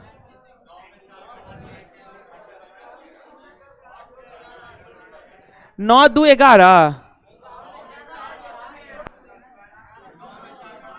अच्छा 9 में 4 बढ़ा दिए, उतना नहीं देखना है। देखिए यहां पर लॉजिक क्या है, देखिए समझाते हैं। 9 है ना, 9 में 1 बढ़ा दिया 10, 9 में 1 बढ़ा दिया 10, और फिर 9 में 2 घटा दिया 7, इधर 1 की वृद्धि किया, इधर 2 की घटा दिया। तो देखिए 8, 8 में 1 की वृद्धि करेगा तो 9 हो जाएगा, और फिर 8 में 2 की कमी करेगा, 8 में 2 की कमी करेगा 7 हो जाएगा। हाँ 6 होगा, 8 में 2 की कमी करेंगे तो कितना हो जाएगा 6, अर्थात 96। बात क्लियर है। पहले 1 की वृद्धि किया, 9 प्लस 1 10, 9 में से 2 घटाया 7, तो 8 प्लस 1 9, 8 में से 2 घटा दिया तो 6, अर्थात 96। चलिए अनेकों लॉजिक हो सकते हैं, अलग भी लॉजिक है। चलिए 29 के बाद आगे बढ़ जाते हैं 30 नंबर। आइए 30 नंबर, बताइए ना उस विकल्प का चयन करे जो दी गई आकृति में अंतर्निहित है। अच्छा दी गई अंतर, अच्छा यहां पर आपको पंचभुज दिख रहा है, और ये पंचभुज आपको यहां पर दिख भी रहा है। देखिए यहां पर पंचभुज है, नहीं दिख रहा है, थोड़ा टेढ़ा उड़ा नहीं है यहां पर पंचभुज।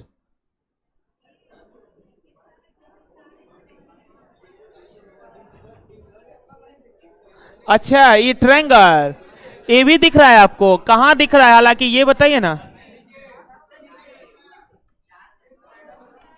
अच्छा ये वाला ट्रायंगल जो बोल रहे हैं, ये वाला ट्रायंगल, ये वाला ट्रायंगल ना आपको नजर आ रहा है।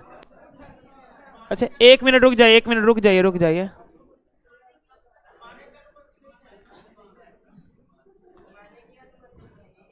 सबसे छोटा करिए फिगर, बहुत बड़ा हो गया, पता नहीं चल रहा है। ध्यान से देखने दीजिए थोड़ा सा। अब रुकिए, उस विकल्प का चयन करिए जो दी गई आकृति में अंतर्निहित है, आकृति को घुमाने की अनुमति नहीं है।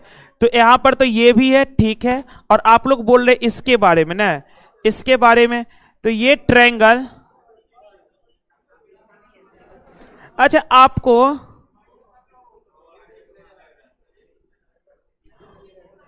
ये ट्रायंगल सच में ट्रायंगल है कि नहीं, यहां पे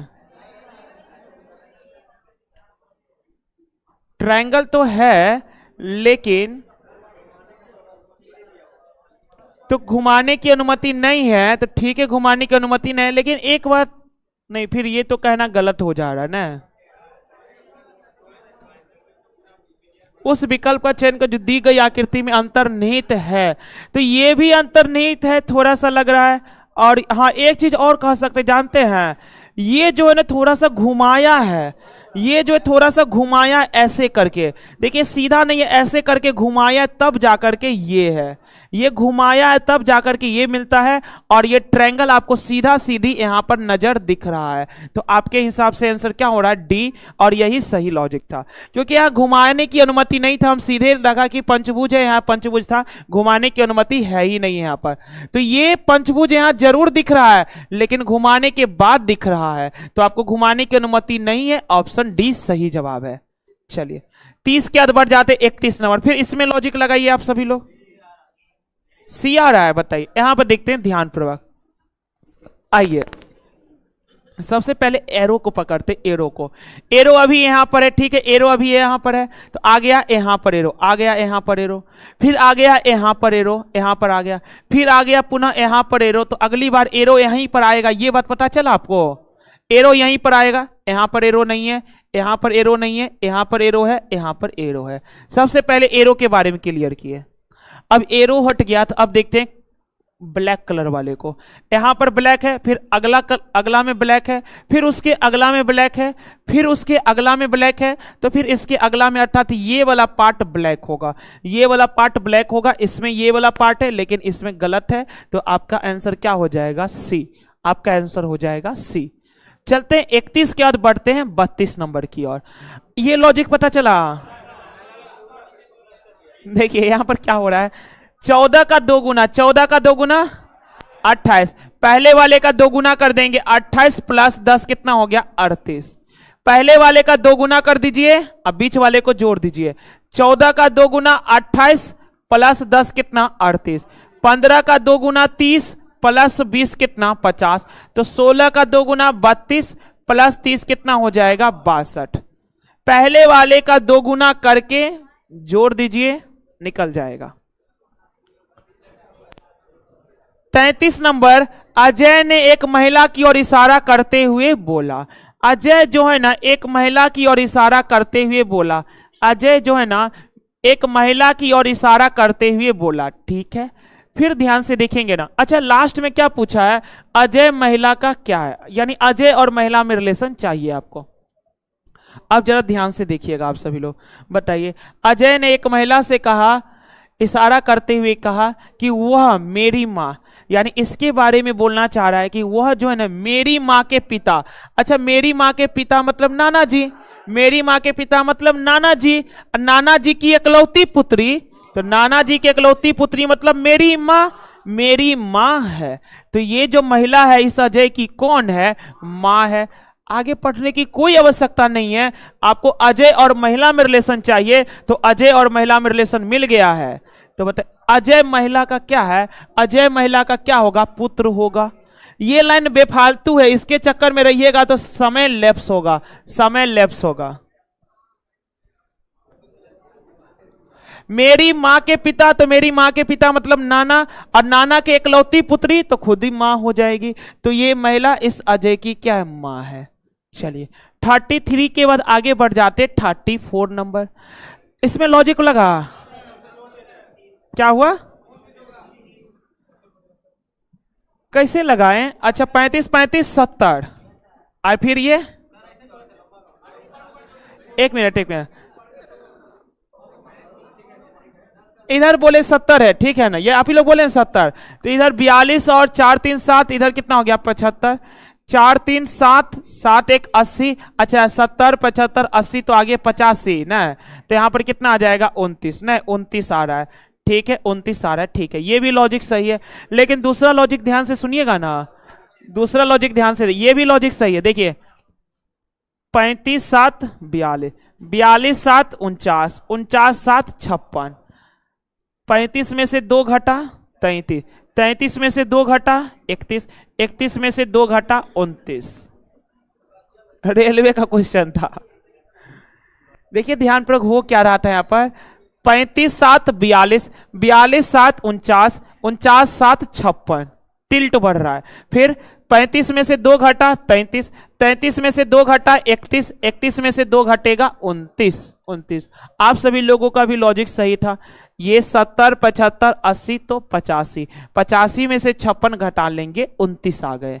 चलिए 34 के बाद आगे बढ़ जाते हैं 35, फिर से आ गया 35। अब जरा सुनिएगा, समझिएगा, सोचिएगा। कथन है, मानसून के दौरान बेंगलोर की अधिकांश सड़कों में गड्ढे हो जाते हैं। जब बारिश होता है ना तो बेंगलोर के अधिकांश सड़कों में गड्ढा हो जाते हैं। क्या निष्कर्ष, इसका निष्कर्ष क्या निकलेगा? प्राधिकरण को मानसून के दौरान सड़क की स्थिति खराब होने का कारण पता करना चाहिए। बिल्कुल का यहाँ पर निष्कर्ष है, तो जब अगर गड्ढा हो जा रहा है सड़क में तो कारण पता ना करना चाहिए क्यों हो रहा है। मट्टी सब बढ़िया नहीं दिया है कि क्या चीज सब बढ़िया नहीं दिया है तो वही पता लगना चाहिए।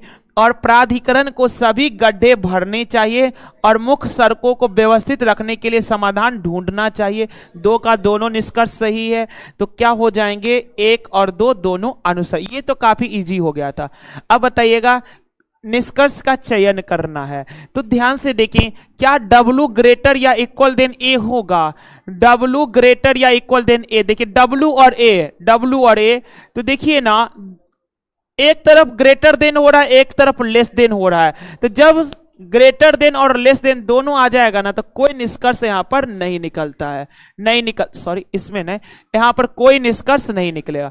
अब देखिए Q ग्रेटर देन O है, तो Q ग्रेटर देन O, यहां पर भी दोनों निष्कर्ष आ गया। देखिए इस टाइप का नहीं चलता है, इस टाइप का चलता है। ये ग्रुप A होता है, फिर एगो ग्रुप B में चलता है इस टाइप का सिंबल, इस टाइप का सिंबल। तो दोनों ग्रुप का सिंबल आ गया। देखिए इस वाले ग्रुप का भी सिंबल आ गया और इस वाले ग्रुप का भी सिंबल आ गया। जब दोनों ग्रुप का सिंबल आ जाता है कोई निष्कर्ष नहीं निकलेगा।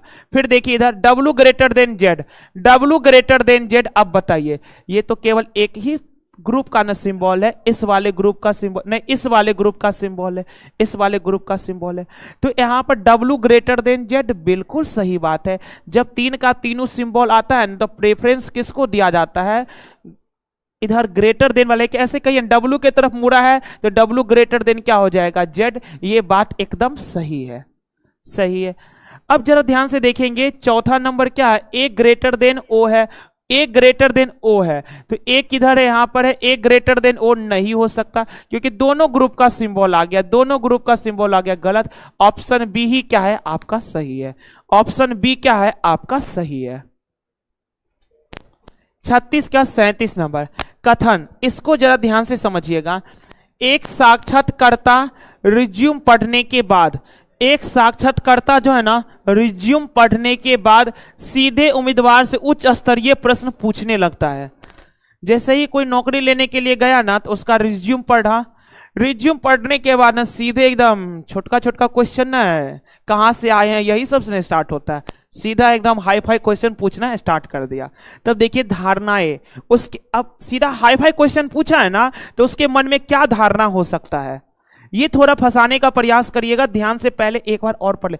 कथन, एक साक्षात्कारकर्ता रिज्यूम पढ़ने के बाद, पहले तो वो रिज्यूम पढ़ा है, रिज्यूम पढ़ने के बाद सीधे उम्मीदवार से उच्च स्तरीय प्रश्न पूछने लगता है, यानी निम्न स्तरीय मध्यम स्तरीय वाला कोई प्रश्न है, सीधे उच्च स्तरीय। अतः कुछ उसके मन में आया होगा तब न सोचा होगा कि अच्छा इसे सीधा उच्च स्तरीय प्रश्न ही पूछना है। तो आइए धारणा, क्या मन में उसका धारणा चल रहा होगा। उम्मीदवार को विषय का सामान्य ज्ञान अच्छी तरह है, उम्मीदवार को विषय का सामान्य ज्ञान अच्छी तरह है, ठीक है। आप लोग यहां पर मुड़ी डोला दिए कि हाँ सही है। दूसरा पढ़ते, दूसरा साक्षात्कारकर्ता उम्मीद करता है, साक्षात्कारकर्ता उम्मीद करता है कि उम्मीदवार को इस विषय पर उन्नत ज्ञान हो। यानी ये तो पूरा कन्फर्म सही है क्योंकि जब नौकरी लेने के लिए जाता है तो किसी अपने फील्ड में नौकरी लेने के लिए जाता है, अपने फील्ड में नौकरी लेने के लिए जाता है तो स्पेसिफाई कर दिया कि उम्मीदवार को इस विषय पर, यानी वह जिस विषय का, जैसे मैथ के टीचर बनने के लिए गया है तो मैथ में वह अवश्य क्या होंगे, उन्नत ज्ञान वाले होंगे, यानी अपने फील्ड में उन्नत ज्ञान वाले होंगे। तभी तो इसे निम्न स्तरीय और मध्य स्तरीय क्वेश्चन नहीं पूछा, सीधे उच्च स्तरीय क्वेश्चन पूछने लगा। ये एकदम फॉलो कर रहा है। अब लेकिन इसमें आइए ध्यान से देखिएगा, उम्मीदवार को विषय का सामान्य ज्ञान अच्छी तरह है। अब बताइए ये सही लग रहा है कि गलत लग रहा है? गलत है। अगर सामान्य ज्ञान अगर उसके पास अच्छी तरह आइए जाता तो सामान्य ज्ञान का मतलब जानते हैं, सारा चीज उसकी जानकारी होना चाहिए। बिहार दरोगा सबके प्री के सिलेबस में मैथ रीजनिंग सब नहीं लिखल रहता है, सामान्य ज्ञान लिखल रहता है। और सामान्य ज्ञान में सब चीज आता है, जो चीज आप सोच सकते हैं ना सब आता है। तो सामान्य ज्ञान यहां लगा दिया, इसके कारण ये गलत हो रहा है, ये सही नहीं है। यह धारणा उसके मन में नहीं आया होगा कि उस व्यक्ति के पास सभी चीजों का सामान्य ज्ञान होना ही चाहिए, ऐसा धारणा उसके मन में नहीं आया। ये वाला सही था। तो केवल निष्कर्ष 2, सामान्य ज्ञान सभी चीजों को शामिल कर लेता है। आइए कथन, दिल्ली में चलते हम लोग। ग्रीष्मकाल के दौरान जो है ना दिल्ली में पानी की कमी होती है। ग्रीष्मकाल के दौरान क्या है, दिल्ली में पानी की कमी हो रहा है। अब कार्यवाही, अब दिल्ली में पानी की कमी हो रहा है तो उस पर कार्य करना पड़ेगा। अब देखिए कार्य क्या क्या करना चाहिए, कार्यवाही देखिए। दिल्ली सरकार द्वारा अधिक जल संरक्षण परियोजनाएं शुरू की जानी चाहिए। दिल्ली सरकार द्वारा अधिक जल संरक्षण परियोजनाएं शुरू की जानी चाहिए, बिल्कुल। अब दिल्ली में पानी का कमी है तो पानी ज्यादा करने के लिए जल संरक्षण करना भी पड़ेगा और कर भी रहा है वो सब जल संरक्षण। फिर ध्यान से देखेंगे, सरकार को सभी नए और मौजूदा आवासीय परिसरों में वर्षा जल संचयन को प्रोत्साहित करना चाहिए, बिल्कुल करना चाहिए। अभी देखते हैं ना सोलर पैनल सबके घर पर बांट रहा है, बिजली का मतलब वेटेज कम करने के लिए, तो सोलर पैनल का सबको उपयोग करने की आदत पकड़ा रहा है। उसी तरीके से यहां पर बोला है सरकार को सभी नए और मौजूदा आवासीय परिसरों में वर्षा जल संचयन को प्रोत्साहित करना चाहिए। दोनों सही है तो क्या हो जाएगा, सी।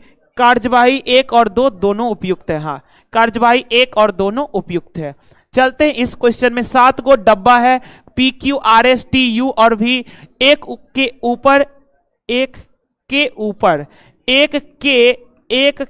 ऊपर एक रखा गया है, किंतु उनका इसी क्रम में होना अनिवार्य नहीं है। आर को टी के ठीक नीचे रखा गया, आर को जो है ना टी के ठीक नीचे रखा गया, आर को टी के ठीक नीचे रखा गया है। भी को क्यू के ठीक ऊपर रखा गया है, भी को जो है ना क्यू के ठीक ऊपर रखा गया है। जो अच्छा जो किसके लिए आता है? दूसरे वाले के लिए। तो दूसरा कौन है? क्यू। क्यू जो है ना एस के ठीक ऊपर है, ये क्यू एस के ठीक ऊपर है, ये क्यू जो है ना एस के ठीक ऊपर है, तो एस क्यू के तुरंत नीचे होगा। फिर आगे देखिए ना, भी और यू के बीच में केवल 3 डब्बे रखे जाते हैं, भी और यू के बीच में केवल 3 डब्बे रखे जाते हैं, तो भी और यू के बीच में 3 डब्बे रखे जाते हैं, लेकिन भी और यू के बारे में कोई कंफर्म जानकारी नहीं है कि भी और यू किधर है। केवल इतना बात बताया है कि भी और यू के बीच में 3 गो डब्बे रखे जाते हैं। फिर आगे पढ़ते हैं, आगे उन्होंने लिखा भी सबसे ऊपर वाला डब्बा में, कंफर्म जानकारी पता चल गया, भी कहां है? सबसे ऊपर है, तो सबसे ऊपर भी डाल दिए। अब बाद बाकी जो होगा सब नीचे ना होगा। तो 7 गो डब्बा, दूसरा, तीसरा, चौथा, पांचवा, छठा, सातवां। अब देखिए ना 1 2 3 के बाद यू, 1 2 3 के बाद यहां पर यू आ गया, इसका कहानी खत्म। अब यू, अच्छा भी क्यू एस, तो भी क्यू और एस, इसका भी जानकारी खत्म। टी और आर यहां पर आ गया, टी और आर यहां पर आ गया, बच कौन गया? पी बच गया था, सबको एडजस्ट कर दिए। अब जरा देखिए ना, डिब्बा पी की सही स्थिति कौन सी है? डिब्बा पी की सही स्थिति कौन सी है? ऊपर से दूसरा डब्बा नहीं, ऊपर से तो ये चौथा डब्बा है, गलत है। बताइए यू के ठीक नीचे है? नहीं, पी यू के ठीक नीचे नहीं, यू के ठीक ऊपर है, ये भी गलत है। एस के ठीक नीचे है, हाँ, पी जो है एस के ठीक नीचे है, ये वाला विकल्प सही है, ये वाला विकल्प सही है। 39 के बाद पुनः हम सभी लोग बढ़ जाते हैं 40 नंबर की ओर। चले 40 नंबर की ओर आ जाइए। बताइए त्रिभुज की संख्या 13। ये रट्टा मारने वाला है, जानते हैं, ये इस टाइप का, देखिए बहुत ही फेमस क्वेश्चन सब है, ये बहुत ही फेमस क्वेश्चन सब है ये। इसमें कितने ट्रायंगल होते हैं? 5। इसमें कितने ट्रायंगल? 5। फिर इसमें कितने ट्रायंगल हो जाते हैं? इसमें कितने ट्रायंगल हो जाएंगे? देखिए इसमें कितने ट्रायंगल होते हैं? आपके सामने फिगर 13 गो होते हैं। फिर एक और चलता है ये वाला, 13 के बाद कितना आता है याद है आप लोगों को? 27। हाँ, कुछ लोगों को याद है 27, सीधा 27। इस टाइप का फिगर जब कभी भी आएगा ना तो इसमें 27 गो होगा। इसमें कितने होंगे? 27 गो। और 27 के बाद सीधा 48। इस टाइप में 5 गो, इस टाइप में 13 गो, इस टाइप में 27 गो, इससे फिर एक और बड़ा कर देगा ना तो 48 गो होता है। तो इस टाइप में कितने ट्रायंगल होंगे? 13 गो। हालांकि हम आपको गिन करके बता देते हैं 13 गो कैसे आएगा। देखिए पहला, दूसरा, तीसरा, चौथा, पांचवा, छठा, सातवां, आठवां, नौवां, 9 गो ट्रायंगल तो आपको सीधा सीधी दिख गया। 9 गो ट्रायंगल अगर आपको सीधा सीधी दिख गया तो अब देखिएगा ये आपको 10वां ट्रायंगल दिखा, एगो ट्रायंगल। फिर उसी प्रकार से एगो ट्रायंगल आपको इधर भी दिख रहा है, एगो ट्रायंगल आपको इधर भी दिख रहा है, 2 गो ट्रायंगल दिख गया, 2 गो ट्रायंगल। अब जरा ध्यान से देखिएगा, ये है आपके पास, ये रहा एक तीसरा ट्रायंगल, ये रहा तीसरा ट्रायंगल, और ये रहा आपका चौथा ट्रायंगल, ये रहा आपका चौथा ट्रायंगल।